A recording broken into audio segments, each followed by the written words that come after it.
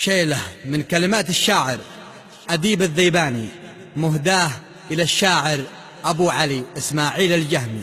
يا قول ذيبة يا خذيبة شل أبياته وأوزنهن على ودانه دانه دانه دانه دانه سمعني.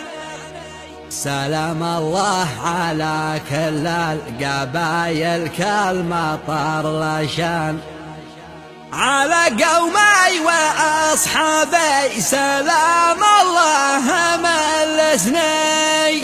أبو شوق سلمان هلا يا حنظله جيتك وجبت أبيات لحنهن تلقى لحن يا مالك لألقى صوت يعجبني تعنا به كما تعني تبل أبيات وانتجهن بصوت عذب للجمهور يطلبهم ويطلبني. يا بن سودان شلشله معي أبيات سماحن رجال الذوق يا ذواق ما غيرك مجنني. يا شوش الرأس حين سمعت ناظم شيلتك ووزن حرف وابيات ما قبلي نظمها نسي ولا جني. يا قول الذيبة يا خذيبة شل ابياته ووزنهن على ودان دانه دانه داني دانه سمعني. سلام الله على كل القبايل كالمطر لاشن على قومي واصحابي سلام الله ملسني. سلام الله على الجهمي اخ اسماعيل لدي برهن بانه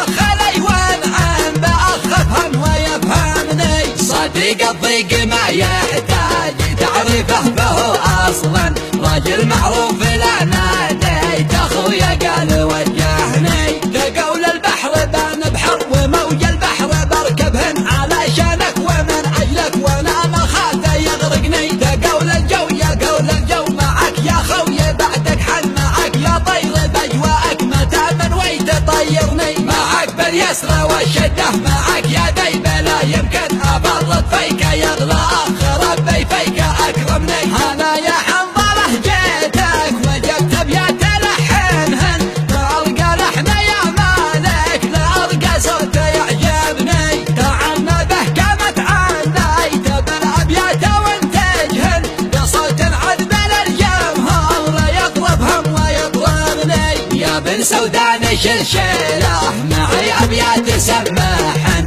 رجال الذوق يا ذواق ما غيرك مجنني. يا شوش الرأس حين سمعت ناظم شيلتك ووزن حرف وابيات ما قبلي نظمها نسي ولا جني. يا قول الذيبة يا خذيبة شل ابياته ووزنهن على ودان دانه دانه داني دانه سمعني. سلام الله على كل القبايل كالمطر لاشن على قومي واصحابي سلام الله ملسني. سلام الله على الجهمي اخ اسماعيل لدي برهن بانه اخ لي وانعم باخفهم ويفهمني. صديق الضيق ما يحتاج تعرفه فهو اصلا راجل معروف لا